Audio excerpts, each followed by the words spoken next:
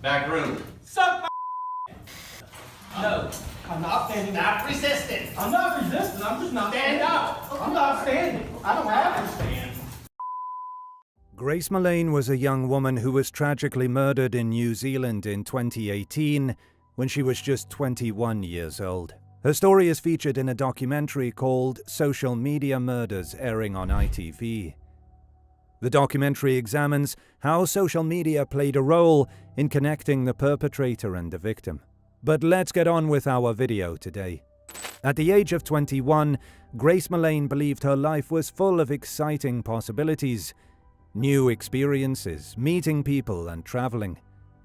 After finishing university in 2018, she decided to take a gap year before starting a job in her field. However, things took a tragic turn on December 1st, just one day before her birthday, when she went on a date, which turned out to be her last. The date was with a man named Jesse Kempson, whom she had met on Tinder. After going out for drinks, Grace never returned, and her friends and family reported her missing. The police investigated and found CCTV footage showing that Grace had gone to Jesse's apartment, but never left. Unfortunately, Jesse had done something terrible. He disposed of Grace's body by putting it in a suitcase and carrying it out of the building.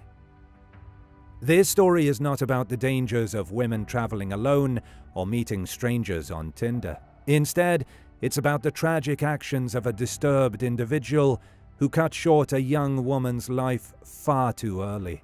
That's the real danger in this story, the harm caused by this sick person. In Essex, United Kingdom on December 2nd, 1996, Grace Mullane was born, a happy go-getter young woman. She attended Lincoln University and earned a degree in advertising and marketing. Like many other graduates, she chose to take a gap year before starting a job and used the time to travel the world. She was thrilled about exploring new countries, meeting new people, and making the most of this unique adventure. Her backpacking journey began in Peru, where she shared her experiences on social media. After spending 6 weeks in South America and meeting many people, Grace continued her trip to New Zealand, planning to stay there for 2 weeks. On November 30th, 2018, she arrived in Auckland. Since she didn't know anyone in town, she decided to use Tinder to find someone to go out for drinks with. At 5:45 p.m. on December 1st, just a few hours before her 22nd birthday, Grace met Jesse Kempson, a 26-year-old Australian man visiting Auckland. Before meeting him, she sent a picture of the Sky City Christmas tree to her family, which turned out to be the last message they received from her. The interesting aspect of this case is the significant amount of CCTV footage available, allowing us to closely track Grace and Jesse's date. The footage helps create a detailed timeline of Grace's last hours before her tragic fate. After meeting, they went to a burger bar for dinner, and it seems they got along well. They then decided to have some drinks at a Mexican bar.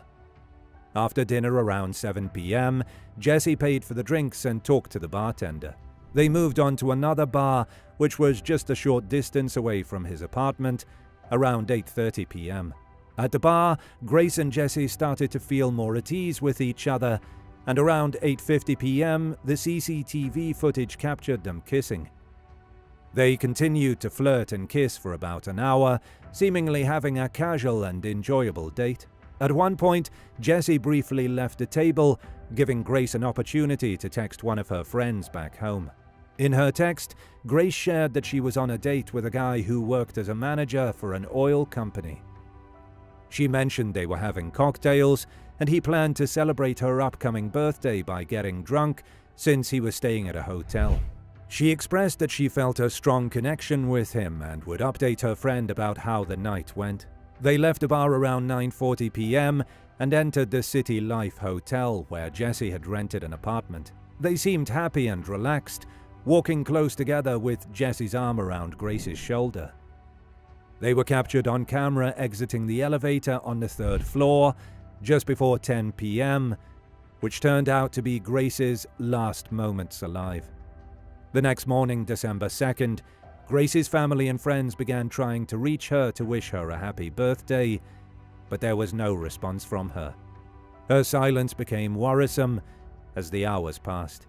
Throughout her travels, Grace always stayed in touch with her family through texts, Facebook messages, and Instagram. When they didn't hear from her for 2 full days, they became concerned and reported her missing. The police immediately started investigating and looked into Grace's last contacts on the night of December 1st. They checked CCTV footage to trace her movements before she went missing. They discovered that she was last seen heading towards Jesse's apartment, but she never left the building. In contrast, Jesse was seen leaving the building multiple times.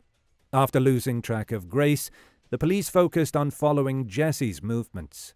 On the morning of December 2nd, while Grace's family was sending her birthday wishes, Jesse took the elevator downstairs and went to a nearby mall.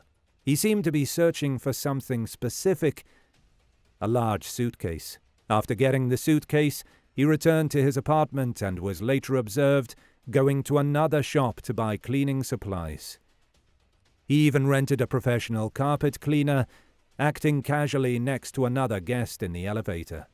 Later, Jesse was spotted leaving the apartment building and taking a taxi. CCTV footage showed him at a car rental office where he picked up the keys to a red Corolla and drove it back to the City Life apartments. He then went on another Tinder date, but this one didn't go well. Jesse appeared nervous and gave confusing and contradictory information about himself. He even mentioned the police searching for a body in a specific area and talked about someone he knew who had accidentally killed a woman during rough sex. The date was uncomfortable, and the woman declined his invitation to go somewhere else, trusting her instincts to step away from the situation. After parking the car, Jesse brought large suitcases down in the elevator and used a cart to move them out of his apartment and down to the car park. He loaded the suitcases into the boot of his rented Corolla. He went to sleep and woke up early the next morning and went for a drive. Along the way, he stopped to buy a shovel, and a few hours later, he was seen at a car wash, meticulously cleaning the car he had rented just a few hours before. Later, he was seen discarding other items into a bin on the street before continuing with his day. Grace was reported missing on December 5th, and her father flew to Auckland to search for her. At first, the case was treated as a missing persons situation, with no suspicion of foul play. However, things changed quickly when the police reviewed the CCTV footage. They became focused on Jesse due to his actions, buying cleaning products, using a professional carpet cleaner, and renting a car. The police found it suspicious that Jesse purchased a large suitcase just hours after Grace disappeared and then carried it out on a cart. They began to suspect that he might have used the suitcase to move Grace's body. When the police contacted Jesse, he claimed to know nothing about where Grace went after their date and gave contradictory accounts of his actions that night, raising further doubts and confusion. The police already had their suspicions, and Jesse's initial statement raised even more questions. The CCTV footage told a different and detailed story, leading the police to bring him in for questioning again the next day.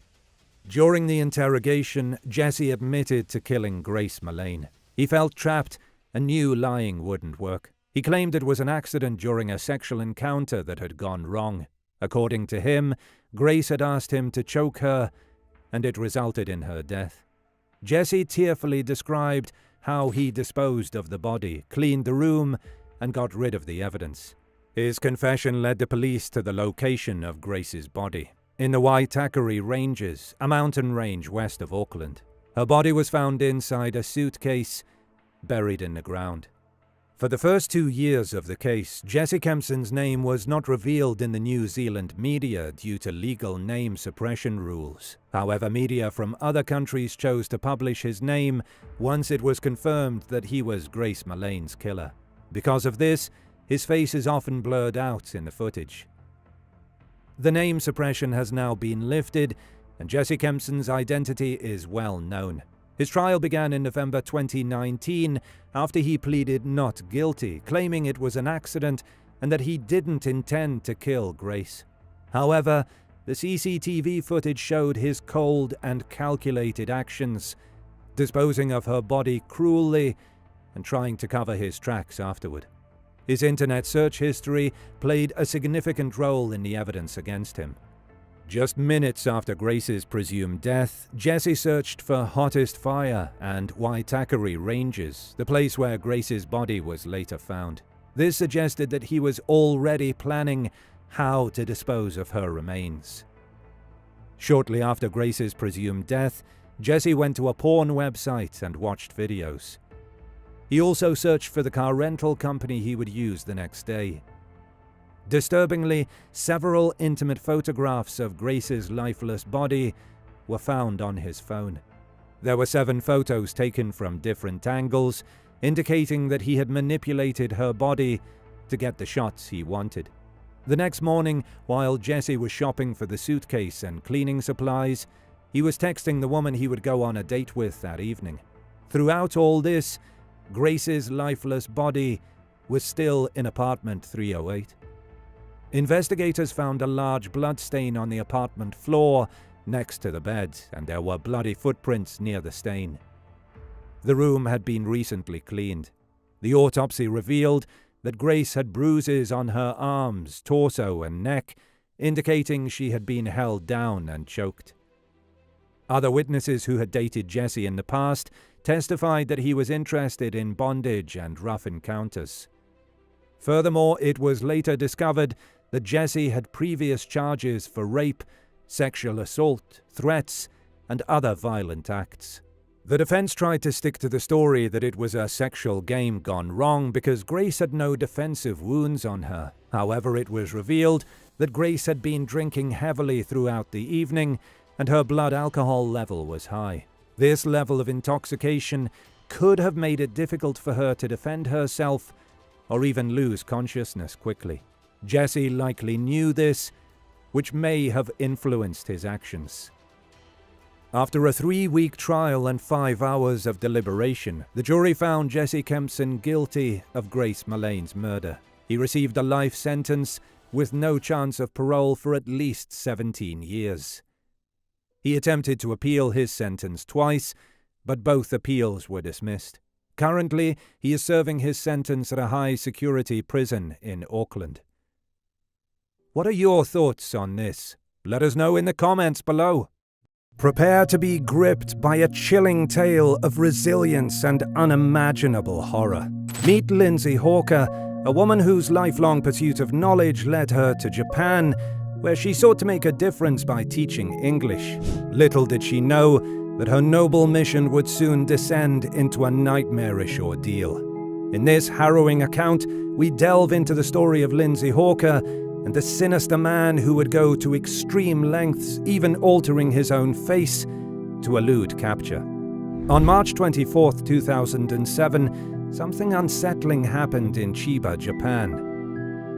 Lindsay Hawker, a 23-year-old woman from Coventry, England, disappeared without a trace. What followed was a 3-year-long search by the police.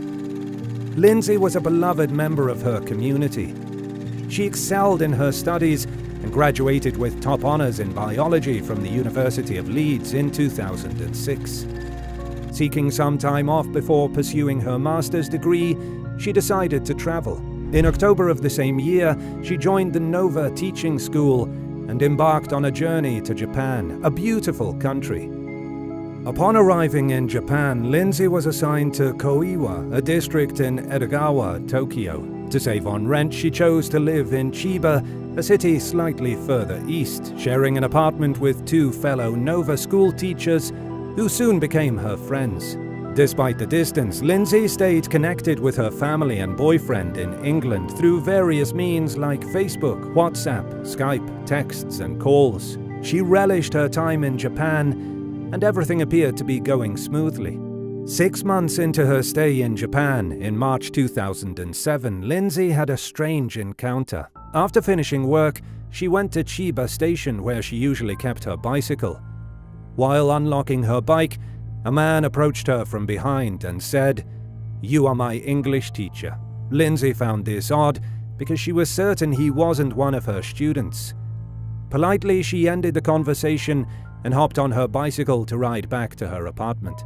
To her surprise, the man started following her. When she increased her speed, he ran after her. While trying to escape, he bombarded her with questions like, "Where are you from?" and "Where did you study?" Lindsay couldn't shake off the man, and eventually she stopped her bike outside her apartment. Once again, he approached her. He asked if she could give him English lessons because he felt he needed help with the language. He suggested meeting at a public cafe where she would feel comfortable, and he promised to pay generously per hour. Lindsay declined his offer, explaining that she was too busy with work and barely had any free time. The man seemed disappointed, but accepted her answer. Then he asked if she could give him a glass of water because he was thirsty from chasing her. Reluctantly, Lindsay agreed and let him into her apartment. She wanted her housemates to see his face in case they encountered him again, and she also wanted to show that she wasn't living alone, hoping it would deter the man if he had any harmful intentions.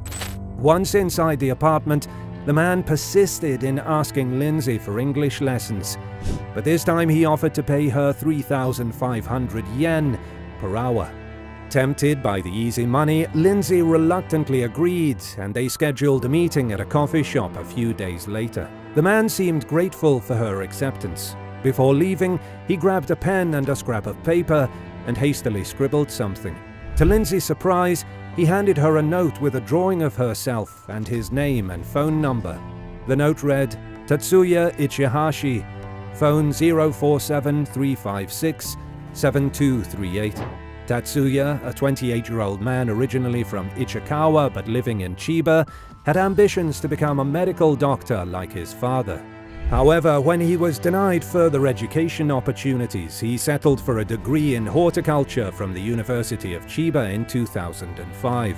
After graduating, he didn't make any effort to find a job and instead relied on a monthly allowance of 100,000 yen from his parents. While Tatsuya had no previous criminal record, he was once suspected of theft and assault. Allegedly, he had attacked a woman during a robbery, but his father paid her 1 million yen to resolve the matter outside of court. Tatsuya was often described as a loner with a strong interest in physical fitness. He regularly visited his local gym and cycled more than 25 kilometers every day. On Saturday, March 24, 2007, Lindsay and Tatsuya had their first English lesson at a nearby coffee shop. CCTV footage captured them conversing in the queue while ordering their drinks. Lindsay didn't appear visibly uncomfortable, but she made sure to maintain some distance between them. If Tatsuya got too close, she would step away. The lesson lasted a little over an hour, and nothing appeared unusual during that time. After the English lesson, Tatsuya told Lindsay that he had forgotten to bring the payment and invited her to his apartment, which was just half a mile away, to collect it. Lindsay agreed, and they took a taxi together. Arriving at Tatsuya's home, Lindsay asked the driver if he could wait since she needed to go to work that afternoon. The driver agreed, and both Lindsay and Tatsuya entered the building. However, as minutes passed by without Lindsay returning, the driver assumed she had changed her plans and left. Lindsay didn't show up for work that afternoon, and her roommates grew worried when she still hadn't returned home after several hours. They decided to contact the police and report her missing, but unfortunately the police didn't take it seriously at first. When Lindsay failed to check in at work on Monday, the Nova Teaching School contacted her parents in England to inform them. Alarmed by the situation, Lindsay's parents called the police again. During the investigation at her apartment, her roommate shared the information about the strange man she had a lesson with and handed over the sketch with his details. On Monday, March 26th at 5:40 p.m., 2 police officers were sent to Tatsuya's apartment. They knocked on the door, but no one answered. However, the kind neighbors allowed the officers to access their balcony to peek into Tatsuya's living room. The lights were off, but they could see someone inside. They also noticed that Tatsuya had moved his detachable bathtub from the bathroom to the balcony, which seemed suspicious. The officers suspected that Lindsay might be held captive in Tatsuya's apartment and called for backup. After 3 hours, 9 officers had gathered and they began planning a raid on the apartment. However, as they were preparing to storm in, Tatsuya unexpectedly opened the door barefoot, carrying a backpack. Seizing the opportunity, he swiftly passed through the 9 officers. They managed to grab his backpack, but unfortunately, Tatsuya escaped into the darkness of the night. During the search of Tatsuya's apartment, the police made a horrifying discovery. Lindsay Hawker's lifeless body was found naked in the bathtub on the balcony. Tatsuya had covered her completely with a mixture of soil and sand, leaving only her right hand visible. Upon further investigation, they found that Tatsuya had added a substance to the soil to accelerate decomposition, and he had placed flower seeds on top to disguise it as a flower bed. He had also shaved Lindsay's hair off. Among the items found in the apartment were multiple women's wigs, indicating that Tatsuya may have been a cross-dresser. Speculation arose, suggesting he might have killed Lindsay to use her hair for a wig, but this theory was never confirmed. By the following morning, Tatsuya had become a wanted man throughout Japan. The police distributed wanted posters and aired his image on various news outlets multiple times a day, hoping for leads. However, despite these efforts, no significant breakthroughs occurred. After a couple of weeks with no solid leads, the police resorted to releasing photoshopped images of Tatsuya wearing wigs, in case he was disguising himself in drag. Unfortunately, these attempts also proved fruitless, and the investigation went cold. 2 months after Lindsay's tragic death, her parents arrived in Japan to help raise awareness and put pressure on the authorities to find Tatsuya. Frustrated with the progress of the police investigation, Lindsay's father went as far as befriending members of the Yakuza, the Japanese mafia, and offering them bottles of whiskey in exchange for their assistance in locating his daughter's killer. The media turned their focus on the Japanese police and began questioning their competence. How could 9 officers fail to apprehend a single man when they were about to raid his home? Why did it take them a month to question crucial witnesses? Furthermore, the revelation that the wanted picture of Tatsuya was 7 years outdated only added to the public scrutiny. The situation escalated into public arguments between the police and Lindsay Hawker's family, prompting extensive coverage from both British and Japanese media. Meanwhile, Tatsuya managed to travel across the country, moving from Aomori in the north to Okinawa, the southernmost island. In the years 2008 to 2009, Tatsuya resided in Osaka, around 250 miles west of Tokyo. He survived by sleeping in internet cafes and working on construction sites, saving up money for plastic surgery to alter his appearance. However, even before undergoing surgery, he had already mutilated his face through self-inflicted injuries. He used a knife to remove moles, cut off part of his lower lip with scissors, and even sewed a thread through his nose to change its shape. As desperation grew, the police raised the cash reward from 1 million yen to 10 million yen and released more photoshopped images, suggesting that Tatsuya had likely undergone plastic surgery. In October 2009, a plastic surgeon informed the police that he believed he had recently operated on Tatsuya. The surgeon provided a before and after photo, which was promptly released to the public.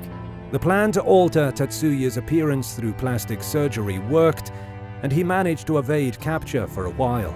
However, his luck ran out when a colleague on the construction site where he was working recognized him and alerted the police. In a state of panic, Tatsuya hatched a plan to escape to Okinawa and find refuge in an abandoned bunker on a remote island, a tactic he had used before when he felt the police were getting too close. On November 10, 2009, Tatsuya attempted to make his escape from Osaka's ferry port, hoping to remain unnoticed during the 3-day ferry journey. Unfortunately for him, a staff member at the port recognized him and immediately alerted security, who called the police. When questioned, Tatsuya knew he couldn't deny his identity any longer and admitted, "Yes, it is me, Tatsuya Ichihashi." He was promptly arrested on the spot. Initially charged with abandoning a body, he later faced additional charges of rape and murder. On July 4, 2011, Tatsuya Ichihashi's trial commenced. Given the nature of the crime, the deliberation was brief, and he confessed to luring Lindsay into his home, raping her and strangling her out of fear that her screams would alert the neighbors. The media focused on speculation about how the court would punish him, as Japan still practiced the death penalty. However, on July 21, 2009, Tatsuya received a sentence of life imprisonment with a minimum of 10 years before being eligible for parole. Although many campaigned for him to receive the death penalty, it was not imposed in his case. In 2012, Tatsuya appealed his sentence, arguing that it was too harsh and claiming that Lindsay's death was accidental, as he was trying to silence her screams. However, the Tokyo High Court upheld the original sentence.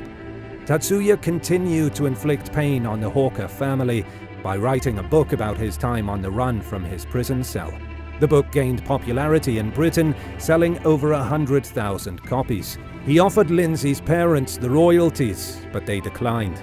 The book's success led to its adaptation into a film called I Am Ichihashi, The Journal of a Killer. As of 2022, Tatsuya remains imprisoned, serving his sentence. The peaceful and content life of a devout Christian family of 5 took an unforeseen turn one fateful night. In this remarkable tale, we'll delve into the extraordinary story of Amanda and Billy Cope and the profound impact it had on their family. Prepare to embark on a journey marked by a grievous miscarriage of justice, replete with unexpected plot twists and intricate complexities. Let's begin. It was November 29th, 2001, in Rock Hill, South Carolina, when 37-year-old Billy Cope discovered the lifeless body of his daughter, Amanda, in her bedroom during the early hours of the morning. At around 3 a.m., Billy abruptly woke up, sensing that something was amiss within his household. Notably, the hallway light was illuminated, despite his recollection of having turned it off before retiring to bed. His wife, Mary Sue, was away at her overnight job, leaving Billy alone with their 3 daughters, Amanda, aged 12, Jessica, aged 11, and Kyla, aged 7.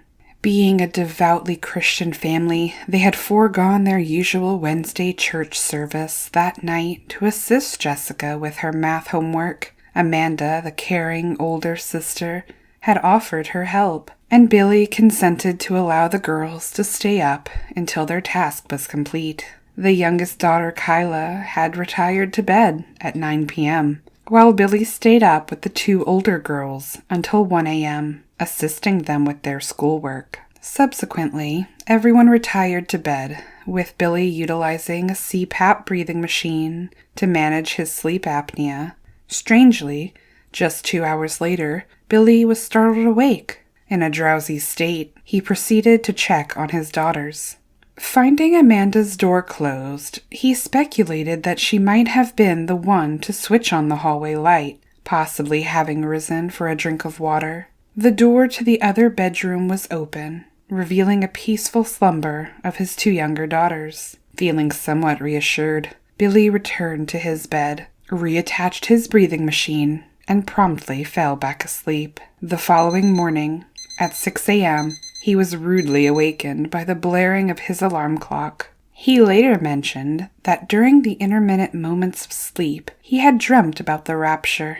In his dream, Jesus had come to gather his followers, and he witnessed Amanda being taken, while he was left behind, bidding her farewell with the words, "Bye, Daddy." Still shaken from the intensity of his dream, Billy hastened to check on his daughters. The sight of his younger girls still peacefully asleep in their beds initially brought him relief, but it was short-lived. When he attempted to open Amanda's door, it became entangled with the closet door, requiring force to gain entry. In that harrowing moment, he was confronted with an unbearable scene: Amanda's lifeless body lying motionless on her bed. As he reached out to touch her, he felt the chilling coldness, confirming his worst nightmare. In a state of shock, he covered her lifeless form and, overwhelmed with grief, dialed 911. Is she breathing? Oh, no, she's dead. How, She's cold as a cucumber. And okay, you don't want to try to CPR or anything on her? no, ma'am, she's dead. I mean, her mouth is completely shut. She's ice cold. In his initial statement to the police, Billy Cope recounted that he woke up around 6 a.m., called out his daughter's name, and upon receiving no response, decided to check on her. It was during this check that he tragically discovered his daughter's lifeless body on the floor of her own bedroom and promptly called 911 for assistance. Based on the absence of signs of forced entry and what they perceived as a lack of emotional display, the police considered Cope a suspect. He underwent 2 interviews before being released, only to be brought in for a 3rd session later that same night, which extended into the following morning and ultimately resulted in Cope's imprisonment. Throughout more than 24 hours of persistent interrogation, Cope maintained his innocence, despite voluntarily waiving his Miranda rights and offering to undergo a polygraph test on 5 separate occasions. Following an overnight stay in jail, he was subjected to a polygraph examination the next morning, which he successfully passed. However, the officers informed him that he had failed the polygraph, leading to the continuation of the interrogation. Astonished, devastated, and bewildered by the results, Cope questioned aloud whether it was possible to commit such a horrific crime and have no recollection of it, a notion that the interrogator had previously suggested. Overwhelmed, Cope broke down and confessed to the crime, stating, "I must have done it." He proceeded to provide a detailed account of how he molested and strangled his daughter. This initial confession was sealed. 2 days later, Cope provided the police with a second written confession in which his story had changed. He now claimed that he had raped and killed his daughter while dreaming about an ex-girlfriend who had undergone an abortion. In compliance with the police, Cope returned to the house to reenact the events of that tragic night. Subsequently, the police drafted a comprehensive, detailed narrative of the murder, which Cope signed, constituting his 3rd confession. However, the evidence did not align with Cope's confessions. Dr. Maynard, the physician who performed Amanda's autopsy, disclosed the presence of bite marks on the child's right breasts, and semen was found in her pants, indicating evidence of sexual assault. Both samples were tested and did not match Cope. Instead, they matched James Sanders, a sex offender residing across the street who had previously committed similar crimes.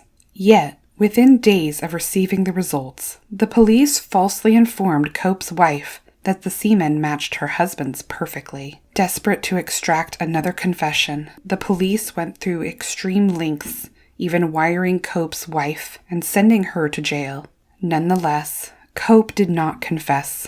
Tragically, Cope's wife passed away during surgery, unaware of the deception that had torn their world apart. Despite a detailed confession lacking supporting evidence, the prosecutor accused Cope of conspiracy, alleging that he had exploited his daughter by involving Sanders. This accusation primarily relied on Cope's confession and the absence of signs of forced entry. During the trial, the prosecutors relied on a female friend of Cope's late wife as their primary source of evidence. She claimed to have received 2 handwritten notes from Cope confessing to the crime. However, Cope denied writing these notes, and it was determined that he did not have access to the materials used or match the handwriting attributed to him. Additionally, the credibility of the witness was questionable, as she had previously faced forgery charges, rendering this evidence inadmissible. To support his defense, Cope presented expert testimony from Dr. Sauk Hassan, who discussed false confessions, Dr. Casson argued that the interrogation techniques employed by the police were unethical and should be dismissed. Specifically, 5 inappropriate tactics were highlighted. False evidence. Officers falsely informed Cope that he had failed the polygraph despite him actually passing the test. Positive confrontation. Offers asserted their belief that Cope was guilty. Refusal to accept denial. Despite Cope's cooperation with the polygraph and waiver of an attorney, the officers disregarded his denial of guilt. Minimization. Officers suggested that the crime may have been accidental. Interrogation under duress. Cope was questioned while traumatized and fatigued. Dr. Casson referenced similar cases of false confessions, such as those of Peter Riley and Gary Gager, who confessed to crimes they did not commit after being falsely led to believe they were guilty due to polygraph results. However, the court ruled that these cases were irrelevant to the present trial and deemed the testimony inadmissible. Although Sanders had a history of committing rapes and killings in a manner similar to the victim in this case, the court refused to admit evidence of his previous crimes, as evidence of other crimes is typically not admissible to determine the defendant's character. The testimony of James Hilly, a convicted burglar, claimed to recognize Sanders' distinct voice from overhearing him in prison, bragging about getting away with raping and killing a young girl in the Rock Hill area. However, this testimony was deemed irrelevant since it did not provide specific details about the time or location of the alleged confession. In the end, prosecutors asserted that Cope knowingly permitted James Sanders, his neighbor, to enter his home with the intention of attacking his daughter. They further claimed that Cope himself had previously assaulted the girl. Consequently, both Cope and Sanders were convicted of murder and handed life sentences without the possibility of parole. Cope's defense attorneys contended that the prosecution had manipulated the evidence to wrongfully imprison an innocent man. They argued that Cope, who suffered from mental issues, was so emotionally devastated by his daughter's death that the investigators were able to exploit him into confessing to a crime he did not commit. However, the state Supreme Court upheld Cope's conviction in 2013, and the case was subsequently declined by the U.S. Supreme Court. Cope's defense attorney expressed their profound disappointment in their inability to secure his release from prison, considering him a married father of 3. In a statement shared on the Facebook page, Free Billy Wayne Cope, they wrote, "Billy's death marks a sad end to a horrible miscarriage of justice." Prosecutors maintained that the Cope residence in Rock Hill was securely locked when 12-year-old Amanda was discovered strangled to death, suggesting that someone must have granted Sanders access. In response, the defense attorneys argued that the lock on the home's door could easily be manipulated with a credit card or driver's license. In a statement to the Daily News, Cope's defense team expressed their deep disappointment at their inability to save him from this tragic fate, considering it one of the most profound letdowns of their lives and careers. Cope passed away in prison at the age of 53 in 2017 due to natural causes, steadfastly maintaining his innocence until the end. The core issue in Cope's trial is not whether an innocent man was wrongly convicted, although there is a strong possibility of his innocence based on available evidence. The undeniable victim in this case is Amanda Cope. The main problem lies in the coercive interrogation tactics employed by the police officers, which ultimately resulted in Cope's confession.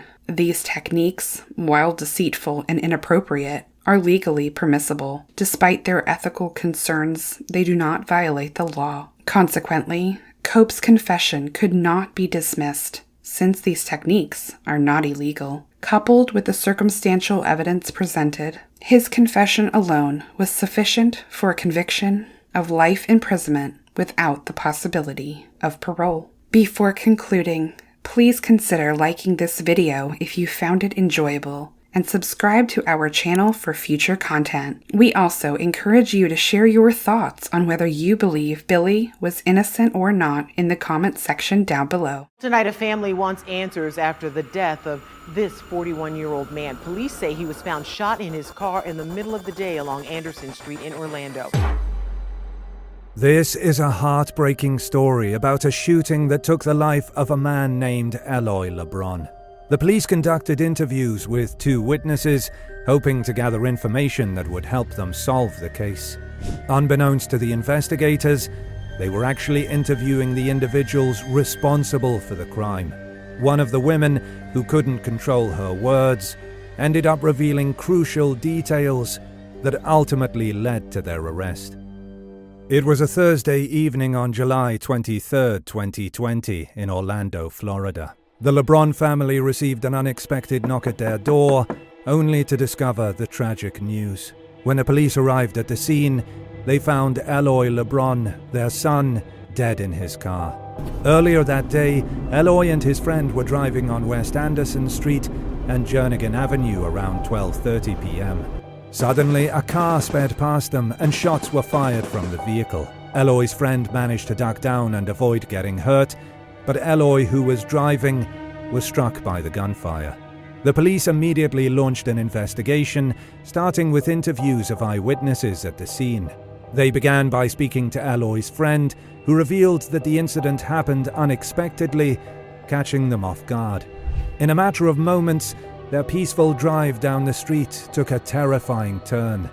A car pulled up alongside them, and a barrage of bullets rained down. According to Eloy's friend, the shots originated from a 2004 Saturn Ion. As the police spoke to more witnesses, their accounts confirmed that the Saturn was indeed the source of the gunfire. Some witnesses mentioned seeing 2 young girls with guns, while others noted a girl and a boy, with only the boy holding a firearm. Fortunately, a security camera positioned on a nearby street captured the entire incident. The footage revealed that the Saturn was initially driving in the opposite direction of Eloy's car, a Toyota Tacoma. Suddenly, the Saturn executed a sharp U-turn, aggressively following Eloy. The Saturn then accelerated and changed lanes to overtake Eloy's car, unleashing a barrage of gunshots in the process. The video footage also captured the license plate number of the car involved and the person driving it. It turned out to be a woman wearing a white tank top. The following day, law enforcement pulled over a 2004 Saturn Ion with matching plates. Inside the vehicle were a woman, her daughter, and another family member. All 3 women were taken in for questioning. One of the individuals taken in for questioning was 19-year-old Markia Angelia Hamilton. Markia worked at Sonny's, a barbecue restaurant in Orlando, and had an interest in joining the military. When brought into the interrogation room, Markia appeared surprised when told she was being investigated for a murder. She denied any involvement, asking what she had to do with it. During the interrogation, Markia was questioned by 2 detectives, Detective Overfield, who was leading the case, and Detective Sprague, who was assisting him. They apologized for the wait and began gathering preliminary information about Markia. We learned that Markia has a boyfriend named Brandon, and she also has a suspended driver's license. The detectives then swear her in, and the atmosphere in the room noticeably changes. Detective Overfield gets straight to the point and asks Markia about her recent work schedule. She initially says she worked on Wednesday, the day before the incident, from 4 to 9 p.m. However, when questioned about the day of the shooting, Markia corrects herself, stating that she actually worked on Thursday from 4 to 9 p.m. and had Wednesday off. This discrepancy raises suspicion, as it seems odd to forget the day before such a significant event. Markia further explains that she woke up at her boyfriend's house around 12 p.m. on the day in question. Her cousin Sharia, who usually drives her mother's Saturn, picked her up. Markia clarifies that Sharia drives the car more often than she does, as her boyfriend has a car and usually provides transportation for her. Markia gets picked up by her cousin Sharia, and since she needs to be at work by 4 p.m., they decide to kill some time by smoking before her shift. They drive to Molly World, a place located on Jernigan Avenue and West Anderson Street. However, things become a bit unclear from this point. According to Markia, when they arrived in the neighborhood, they noticed a man running down the sidewalk. This caught their attention, and moments later they heard gunshots. They quickly left the area, nearly crashing into a white truck and even driving the wrong way down a one-way street, before eventually reaching Markia's residence a few blocks away. Strangely, she didn't mention where the gunshots came from initially. Markia then proceeds to describe the events that followed. She went to her house, washed her work clothes, smoked at the park, and eventually made her way to work. After work, Jeria picked up Markia and took her to Brandon's house, where they smoked again before returning home. Markia's alibi for Thursday, July 23, 2020, continued to change multiple times during the investigators' questioning. At one point, she claimed that she was actually picked up from work by Jeria's sister, not Jeria herself. She explained that Jeria's sister had gone to the hospital and discovered she was pregnant. This detail seemed significant and difficult to forget. Later, Markia mentioned that she didn't go to her boyfriend's house and instead went straight home with Jeria's sister. The detective speculated that Markia and Jeria may have been passengers in the car, trying to protect the men involved in the shooting. The investigators explored the possibility that someone other than Markia and Jeria were responsible for the crime, but Markia provided limited information. She mentioned names of men she knew, including her own brother and a man named Scotty, who was involved with Jeria and believed to be the father of her child. Detective Sprague asked if Maria or Jeria had been involved in any revenge or conflicts with the men mentioned earlier. Markia denied any involvement and claimed she had nothing to do with their affairs. However, the detective persisted, mentioning that multiple witnesses had seen gunshots coming from their car. It later became clear that the detectives purposely focused on eyewitness reports and not the video evidence that clearly showed Markia and Jeria at the scene with gunshots originating from their car. This tactic was intended to challenge Markia's defense, suggesting that she was lying. Ultimately, when the jury saw the undeniable video footage, it would expose any false stories Markia had concocted and further implicate her in Aloy's murder. Markia continued to deny her involvement multiple times. Detective Sprague informed Markia that multiple witnesses had claimed the shots came from her car, but Markia continued to deny it. She remained strangely calm throughout the interrogation, even when told that someone's life had been taken as a result.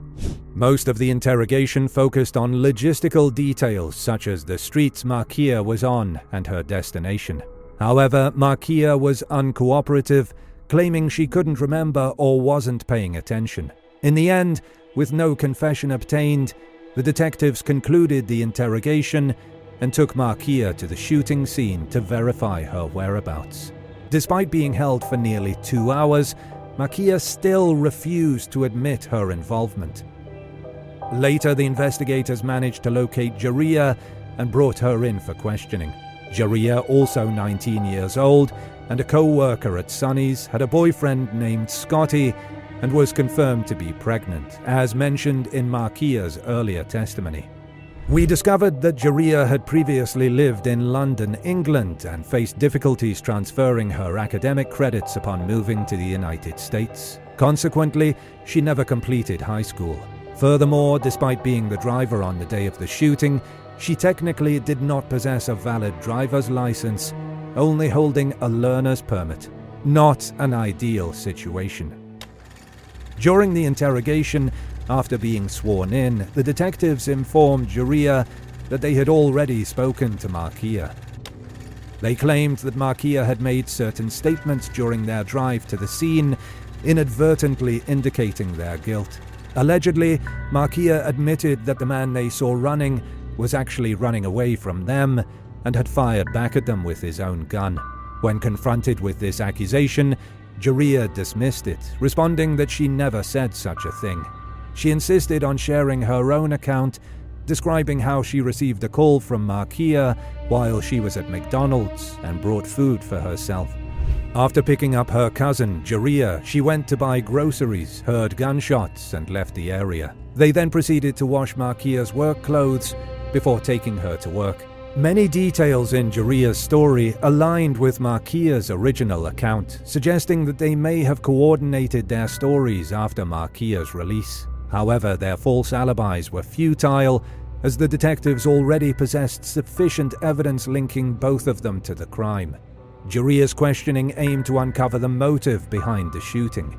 Detective Braggs directly asked if she was a cold-blooded killer, to which Jaria vehemently denied. The detective then explored various scenarios, seeking a potential explanation that would not brand them as ruthless murderers. There were moments when Jaria pleaded and begged the detectives to reveal the truth. Detective Sprague believed that there must have been a motive behind the girl's decision to shoot someone, while Detective Overfield was ready to apprehend them without further consideration. Detective Sprague hoped that if the girls acknowledged extenuating circumstances, they could negotiate a better outcome in court. However, if they remained silent, the police would interpret it as an act of recklessness, potentially resulting in a life sentence, particularly considering Jaria's pregnancy. Detective Sprague made a heartfelt plea for Jaria to confess and share the complete story, but Jaria chose to stay silent. The detectives expressed their shock and horror as neither Markia nor Jaria confessed to their crimes, showed any remorse for Eloy's murder, or mentioned his name. A few months later, on September 15, 2020, a 10-page arrest warrant was filed for Markia by Detective Sprague. Detective Sprague still entertained the possibility that the girls were lying to protect someone else, likely one of their boyfriends. Investigators confirmed that Markia's boyfriend Brandon had an alibi and was not with them during the incident. However, there were suspicions that Sharia's boyfriend Scotty was present, supporting the theory that the girls were not directly involved in firing any weapons or responsible for Eloy's murder. Rather, they might have been trying to shield Scotty. While they could still be held accountable for lying under oath and being accomplices to a homicide, it was a significant distinction from being responsible for first-degree murder. When asked if Scotty was in the car, Markia maintained that it was only her and Jaria. However, she did mention that earlier that day, before she was picked up, Jaria was driving around with Scotty and another man named Reggie. This detail was not initially disclosed by Jaria during her interrogation.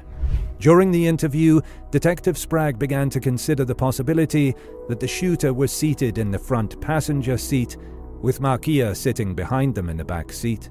This could explain why witnesses claim to have seen men in the vehicle. Although Markia initially dismissed this theory, she made a significant slip-up while discussing her tattoos. She tried to argue that she couldn't be the shooter because her arm tattoos would make her easily identifiable. However, when asked about the timing of getting her tattoos, Markia visibly flinched and made a correction. Despite her attempt to use it as evidence of innocence, her mistake became a crucial piece of evidence. When did you get those? I had like this few weeks ago, I think. But, you know what I'm saying? You didn't have them before. No, but this right here would identify. But you didn't have them before. I had this one before. Yes. Not when you stuck that one out the window I didn't over the have- hood of the car. You did not have that. I did not have this one, no. Correct. So it wouldn't My identify car- you. This So, same number was on the one. What you just did up over the roof of the car like that, shooting, Mhm. you did not have that tattoo. Not only had Markia lied about having the tattoo on her arm, which she had obtained only a few weeks ago, but her hand motion while describing the shooting matched the description given by one of the witnesses.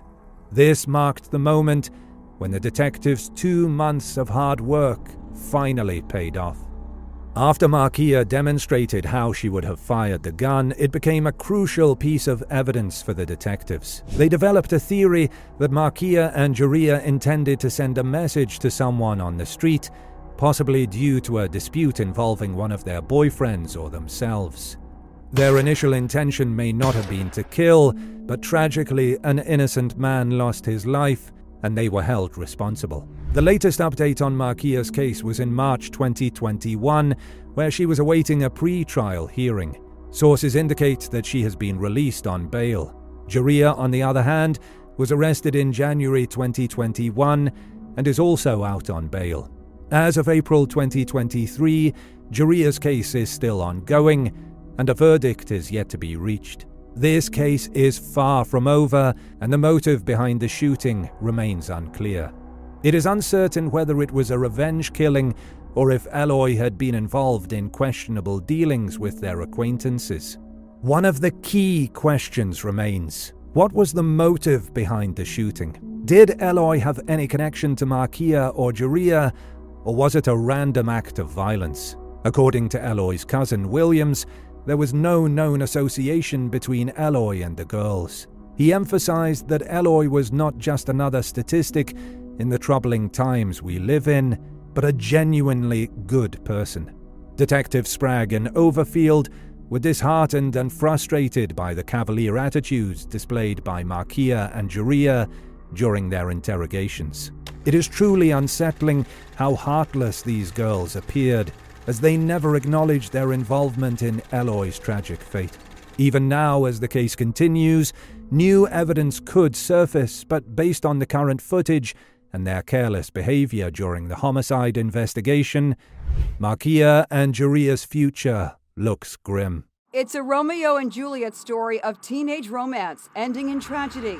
16-year-old Emma Walker was an honor student and cheerleader on a championship-winning high school squad. A story of young high school love, ending in heartbreak and murder, with a little bit of suicide attempts in between. This is the tragic story of Emma Walker, whose life was taken all too soon from her. Join us as we uncover the shocking and tragic story in this video. On Friday nights in the fall at Central High School in Knoxville, Tennessee, the football stadium lights up and two teams battle on the field while fans dressed in red and black cheer for their home team, the Bobcats. Every Friday, the whole school is excited to see how we perform. It's the center of our school life, said Seth Armstrong, a recent graduate and former team player. It's really thrilling. At the forefront of the crowd, the marching band and cheerleaders keep the energy up. Back in 2014, a new member joined the cheerleading squad, Emma Walker, a spirited 14-year-old freshman. Emma was really dedicated to cheerleading, said Lauren Hutton, a senior who became good friends with Emma. She truly enjoyed it. It was something she was passionate about. She loved leading and being part of the excitement during football games. During that early autumn, Emma Walker's cheerleading performances on the sidelines caught the attention of an older student known as number 8, Riley Gall, who was a junior and a wide receiver for Central High. Riley Gall was raised by his mother and grandparents, and he was a good student who also enjoyed playing video games. His friends saw him as someone who liked to make jokes, and he didn't fit the typical jock stereotype. He had a bit of a nerdy side, said Zach Green, one of Emma's friends. He was a bit reserved. If you looked from the outside, you'd think he was just a regular guy. When Emma's parents first met Riley Gall, they had a positive impression of him. He seemed like a nice young man, like the boy next door, Emma's mother, Jill Walker, said. He was polite and friendly when we first met him. He was easy to like. Mark Walker, Emma Walker's father, thought Riley Gall was a good-looking and polite young man. He allowed them to spend time together with supervision, often at their house or meeting up after football games for meals and such. Emma Walker's friends noticed her initial happiness with Gall. Her social media posts started showing many pictures of them paddleboarding, hugging, and taking playful selfies. In one of her posts, Emma wrote, "Look how lucky I am." At the start, their relationship seemed pretty normal, as observed by Keegan Lyle, one of Emma's close friends. "Gall didn't talk to us, her friends, very much," Keegan said. "I just thought, oh, he's just shy." It felt okay, but after a while, we started getting worried. Emma's friends became concerned as they noticed that Gall seemed to want Emma to spend time only with him and not with others. He began controlling her, deciding what she could do and what activities she could be a part of, Keegan explained. He became more possessive and clingy towards her, and he wouldn't allow her to do certain things, added Lauren Hutton. In the following 2 years, Walker and Gall appear to be like that classic high school couple, the type that frequently breaks up and then gets back together. Their friends witnessed very dramatic arguments between them, often occurring through text messages or Snapchat posts. Jill Walker mentioned that Gall always had something to say about her daughter's clothing choices, advising her on what to wear or not. It got to a point where Jill had to talk to Emma about it. Later, according to Lauren Hutton, the relationship between the two became intense. Gall started waiting for Walker outside the supermarket where she worked. He would just wait outside for hours, Hutton explained. Lyle said friends tried to tell Walker that they were concerned about how Gall treated her, but she just sort of ignored it, Lyle said. She did her own thing. According to Walker's friends, Gall's behavior turned aggressive. He sent her hurtful Snapchat messages like, "I hate you, I hate everything about you, and you're the biggest mean person I've ever met." One message in particular worried Walker's mother. Gall wrote, "You're dead to me. I'll check the obituary. You." On one occasion, we saw a message that said, "I'll see your name in the obituary," Jill Walker recalled. We asked him about it, and he said, "I was just really mad." That's when more warning signs started showing. Walker's parents decided to stop Gall from coming to their house and took away their daughter's cell phone in an attempt to prevent them from communicating. However, this didn't work. Riley gave Emma an iPad Touch, and she texted him using the Wi-Fi, explained Seth Armstrong, a friend of Walker's. For every hurtful message Gall sent, there was also a quick apology. One message from Gall said, "Emma, I'm sorry for how I act." Another message stated, "I love you more than I can express in words." Jill Walker, along with her husband, had advised their daughter to break up with Gall multiple times. However, they found that as they clashed with their teenager about it, Emma began to side more with Gall.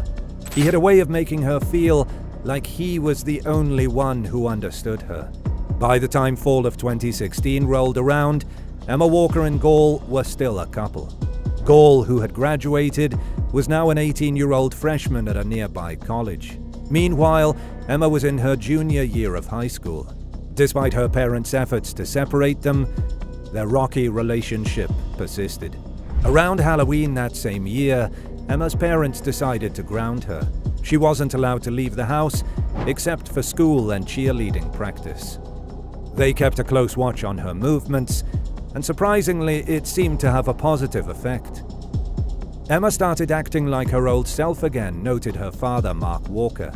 She would come out of her room, have dinner with us, and engage in conversations. Emma even sent a text to her friend Keegan Lyle, saying that she and Gall were done for good. She realized that she deserved better, Lyle recalled. "We were all so relieved and excited. We had been waiting for this moment." However, Gall didn't handle the breakup well. In his college dorm room, he ingested a large number of Vicodin pills and combined them with alcohol in a suicide attempt, and even his friends noticed his changing moods. He would be off by himself, seeming down, and saying things like, "I'm so depressed, I want to harm myself." You know, things like that, Gall's friend Alex McCarty recalled. It seemed like he was asking for help in his own way. Then on Friday, November 18th, 2016, Walker got permission to go to a gathering at a friend's house. Around 11:30 p.m. that night, her classmate Zach Green came to the house where they were hanging out. Walker took him aside and shared that she had been getting strange text messages from an unfamiliar number. "Zach, I'm receiving these really weird texts that say, 'Come outside alone if you don't want someone you love to get hurt,'" Green recounted. She showed him her phone to prove it. "Go to your car with your keys," read one text. Then another said, "Go alone." Yet another said, "I have someone you care about. If you don't do as I say, I'll harm them." Green mentioned that Walker believed it might be a prank by one of Gall's friends. She texted back, mentioning the possibility of calling the police. However, the text messages took a darker turn, Green explained. "If you want to hear him cry and scream, give him a call," read one message. Green stated that Walker began pleading with him for assistance until she finally told him, "Zach, listen, they said they left Riley outside." He and Walker ventured outside, and indeed they found a body lying face down in a ditch near the house, illuminated by the streetlight. Upon closer inspection, they realized it was Gall. As they approached Gall, he raised his head with a bewildered expression, his demeanor appearing confused. Emma questioned him, asking why he was there, to which he responded incoherently. Gall claimed not to know how he arrived, suggesting he had been kidnapped and dropped off without understanding his surroundings. His actions seemed odd, holding his head as if he had been hit. Emma felt uneasy and uncertain about the situation. She conveyed her desire for him to leave, mentioning their recent breakup. Gall seemed disheartened and walked away by himself. He contacted his friend Noah Walton, claiming he had been abducted. However, Walton doubted his story, describing Gall's voice as fatigued or tearful. Gall alleged that he had been attacked, his car taken, and he was placed in a van with no knowledge of his whereabouts. He insisted Walton not involve the police and displayed reluctance toward calling 911. None of Emma's friends reported the supposed kidnapping to the authorities that night. The following morning, Emma returned home and texted her friends about a stranger at her doorstep. She expressed fear, feeling threatened by the individual dressed in black who rang her doorbell persistently. She also reached out to Gall with mixed feelings, expressing both dislike and a need for his presence. Gall responded, offering assistance and hurrying to reach her. When Emma failed to meet her mother as planned that morning, Jill Walker returned home to find Emma and Gall in the front yard. Jill requested Gall's departure, reminding him of his prohibition from the property. Although visibly shaken, Emma suspected the stranger might have been a burglar or a potential stalker. Jill, however, questioned the repeated involvement of Gall in such incidents. Jill expressed her doubts to Emma, suggesting that Gall's actions were an exaggerated attempt to gain her attention.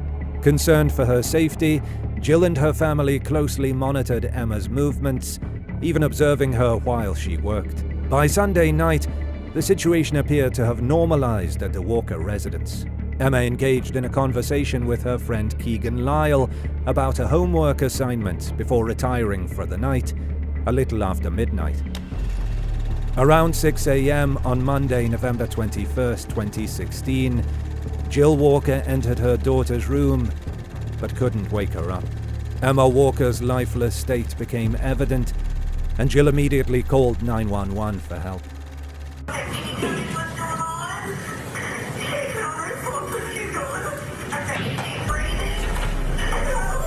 Police were dispatched to the Walker residence. Initially considered a possible suicide, the presence of a bullet hole in the wall suggested otherwise.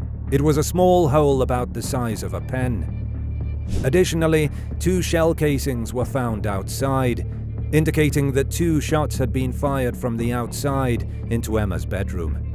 She had been fatally shot in the head, with 1 bullet hitting behind her left ear and the other lodging in her pillow. Investigations began, and Emma's friends and family were interviewed. The name Riley Gall emerged repeatedly, given his prior relationship with Emma and the way he treated her.